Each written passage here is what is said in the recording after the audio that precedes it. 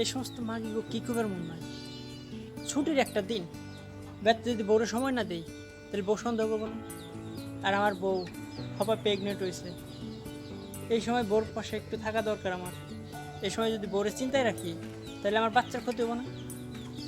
মাগিগো কিছু করবে মন নাই, না ধরলেও ঝামেলা করবো। হপায় অবসান করে আইসি, দেখি কি কয়। বেবি, হ্যাঁ শিপ্রা শোনা কও। আর কো না, বউ বাড়িতে পোলা মাংস রান্না করতেছে, একটু সেমাই রান্না করতেছে। আরে খুশির একটা খবর বোঝো নাই, বাচ্চা বাচ্চা হবে আমার বাড়িতে। আর খুশির একটা খবর বোঝো নাই, প্রথমবার মা হইতেছে। আমিও খুশি, প্রথমবার বাবা হইতেছি। আরে বুঝো না কে, আমি তো কইছিলাম বাচ্চা তুমি রাখো, কালামের নামে চালিয়ে দাও। কেন? তোমার জন্য আমি অ্যাবর্শন করে আসলাম, আমার এত বড় একটা ক্ষতি হয়ে গেল।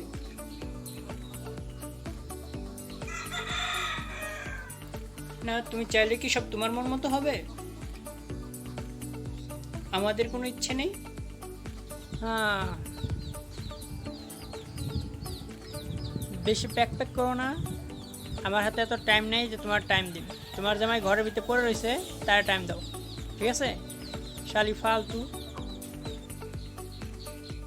এই দেখো, তুমি মুখ সামলে কথা বলবো। চুপ, পেঁচাল কম। সবসময় তোমার এই ধমকে ধমকি ভাল লাগে না, ঠিক আছে? তুমি আমার কচু করতে পারবা, চাইছো তাই করো, যাও।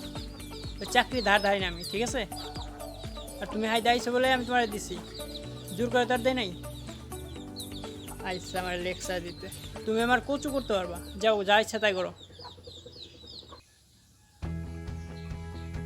বড্ড সাহস হয়ে গেছে না তোমার? কেটে দিচ্ছে, যাও, যা ইচ্ছা তাই করো।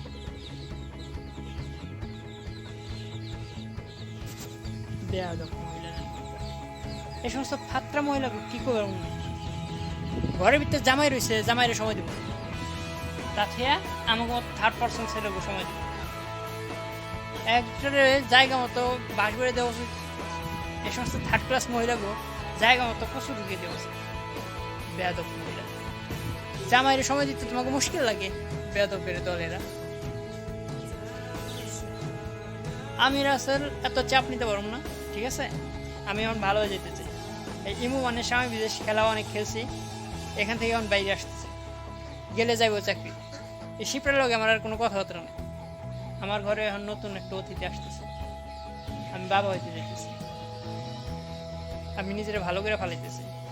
আল্লাহ, আগে যত ভুল করছি, আস্তাগফিরুল্লাহ আস্তাগফিরুল্লাহ, সব কিছুর জন্য মাপ চাইতেছি, তুমি মাফ করে দাও। আমি আমার বউ আর বাচ্চা নিয়ে হ্যাপি থাকতে চাই।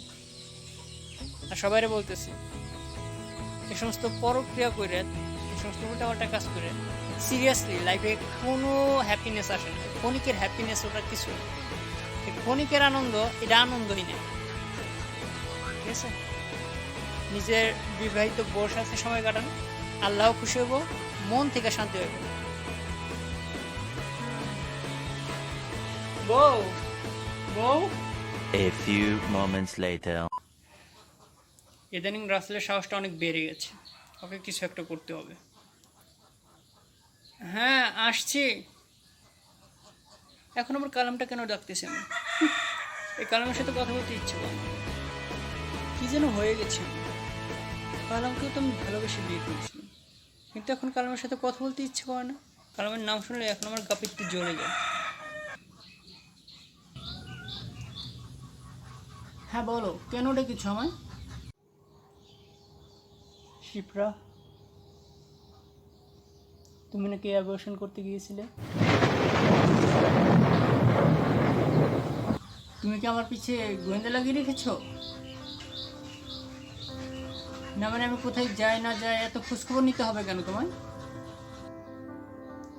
যেখান থেকে খবর পাই তুমি আমায় বলো, তুমি কি অ্যাবর্শন করতে গিয়েছিলে? আমি কোথা থেকে খবর পেয়েছি সেটা বড় কথা নয়, তুমি বলো তুমি অ্যাবর্শন করতে গিয়েছিলে কি না। হ্যাঁ আমি অ্যাবর্শন করিয়েছি, এখনই আমার বাচ্চা চাই না। হ্যাঁ, আমি তোমার বউ। বউ বলে কি মাথা কিনে নিয়েছো? কেন তোমার অ্যাবর্শন করতে হবে? যদি সন্তানটা আমার হয় তাহলে তোমার অ্যাবর্শন করতে হবে কেন?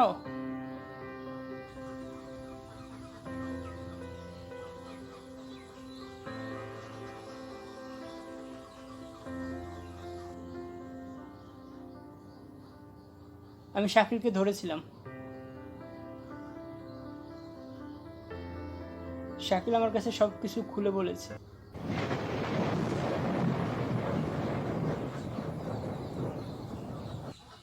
তুমি এটা কিভাবে পারলা শিপ্রা?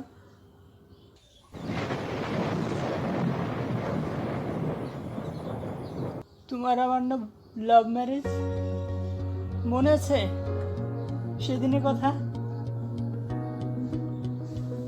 যেদিন এক কাপড়ে আমার সাথে চলে এসেছিলে, তোমাকে নিয়ে আমি আমার ছোট বোনের বাসায় গিয়েছিলাম। তারপরের দিন সেখান থেকে কাজী অফিস, বিয়ে, এরপর এখানে বাসা ভাড়া করে 4 বছর সংসার।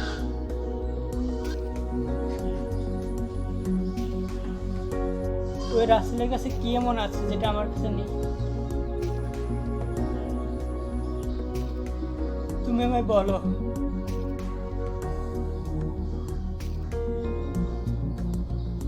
তুমি কেন এভাবে আমাকে ধোঁকা দিলা? আমি কি অপরাধ করেছিলাম? আমি কালাম তোমাকে কি সময় দেইনি? এই কালাম অফিস টাইম শেষ করে তোমার সাথে সময় কাটাতে চাইনি? তুমি বলেছ আমার ভাইয়া ফোন দিয়েছে, আমার বাবা ফোন দিয়েছে, মেনে নিয়েছি।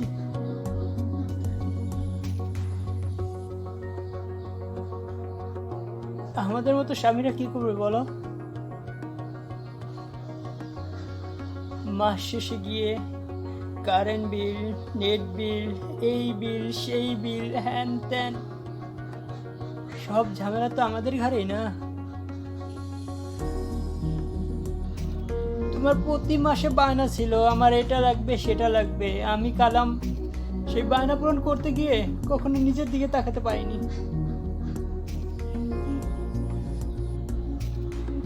তুমি আমায় বলো, আমার বউকে আমি কি 2টা বকা দিতে পারি না? রাগ উঠলে কি তার গায়ে 2-1টা চড় থাপ্পড় মারতে পারি না? এটা আমার অন্যায়?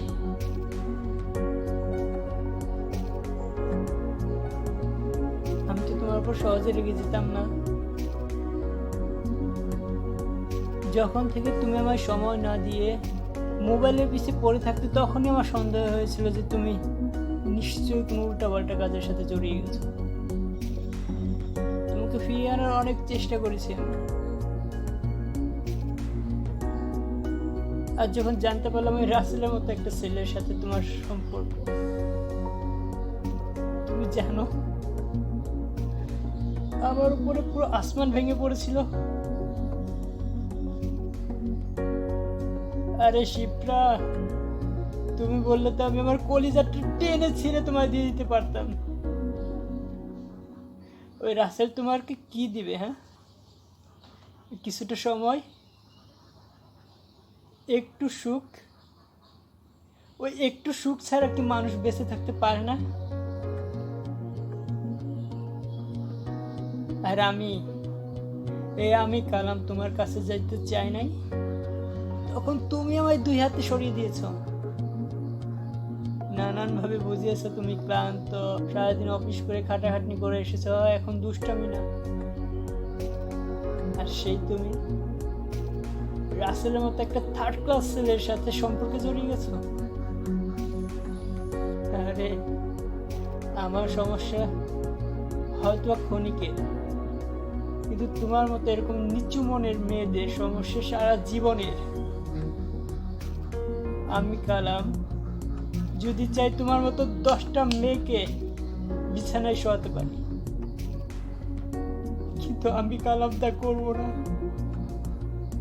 কারণ আমার বাবা মা আমাকে শিক্ষা দেয় নাই। আমার ভুল হয়েছিল। আমি আমার মা বাবার কথার অমতে গিয়ে তোমার বিয়ে করাটা আমার লাইফের সবচেয়ে বড় ভুল ছিল।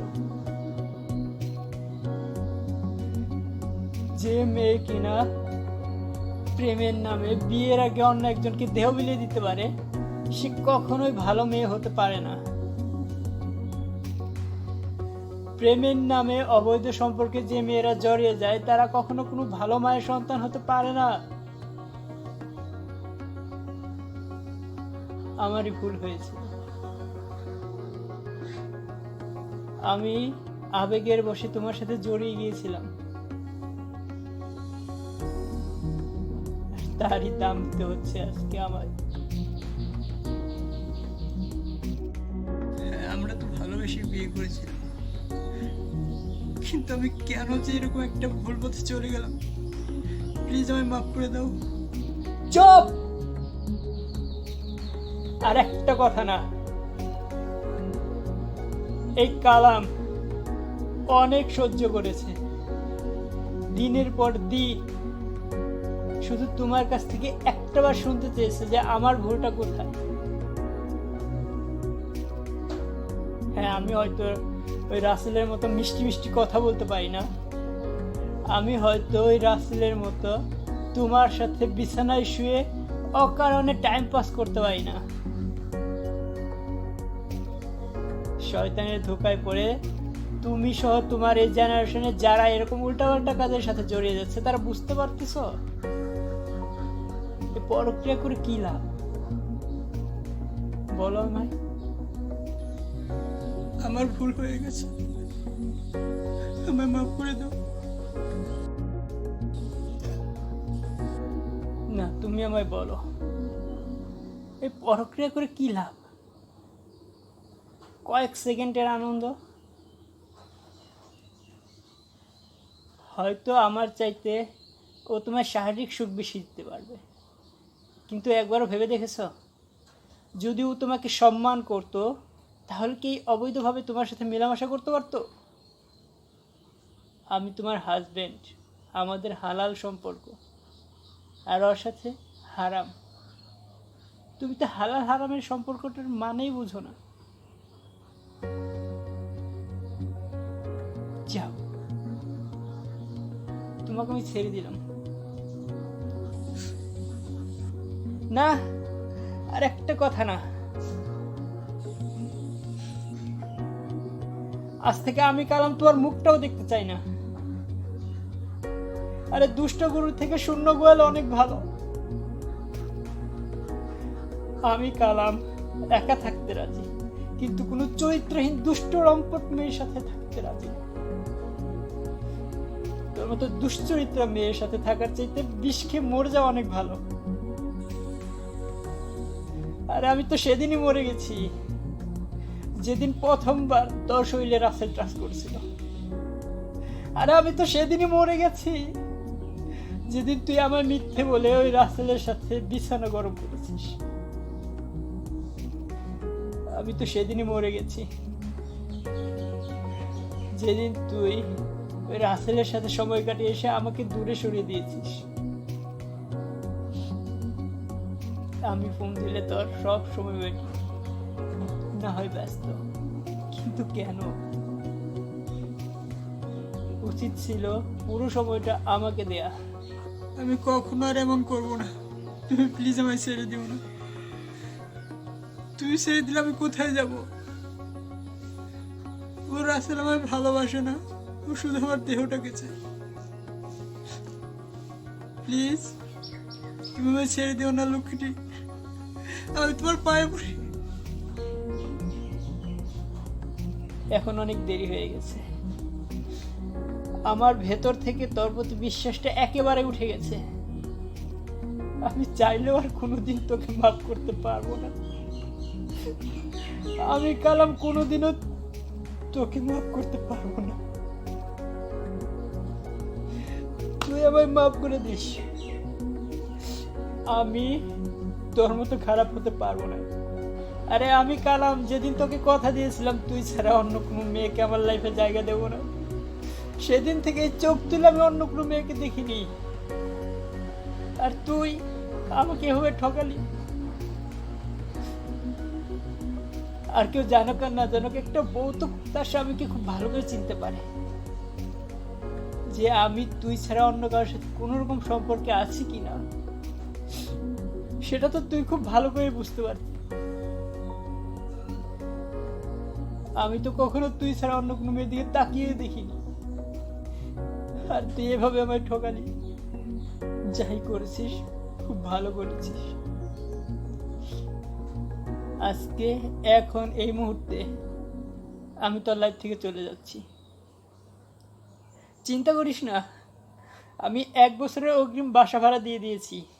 তোর আগামী 1 বছরের যত যা লাগে আমি সব কিছু পাঠিয়ে দেব। কিন্তু আজ এই মুহূর্ত থেকে তোর সাথে আর আমার কোনো সম্পর্ক নেই। আমি তোকে ডিভোর্স লেটার পাঠিয়ে দেবো। প্লিজ আর একটাবার বিশ্বাস করো। চুপ, তুই দ্বিতীয়বার আর এই কথাটা বলিস না। আমি কাল আমার কোনোদিনও তোকে বিশ্বাস করতে পারবো না। আবার তুই ক্ষমা করে দিস। তুই ভালো থাক তোর এই নাগর রাসেল নিয়ে।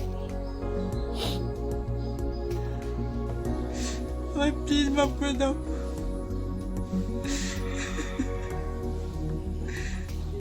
প্রত্যেকটা মেয়ের কাছে তার স্বামী সব।